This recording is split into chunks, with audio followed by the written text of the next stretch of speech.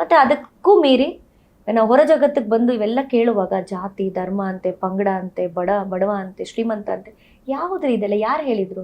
ನಾವಲ್ಲಿ ಒಬ್ರಿಗೊಬ್ರು ಒಂದೇ ತಟ್ಟೆಲಿ ತಿಂತೀವಿ ಸರ್. ಅಲ್ಲಿ ನಿಮಗೆ ಗೊತ್ತು ಬಿಗ್ ಬಾಸ್ ಅಲ್ಲಿ ಹೇಗಿರುತ್ತೆ ಅಂತ.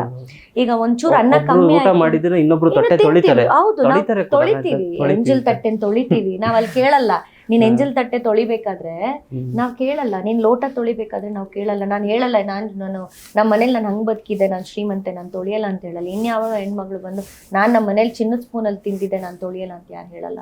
ಎಲ್ಲರೂ ಬಿಗ್ ಬಾಸ್ ಮನೇಲಿ ಒಂದೇ.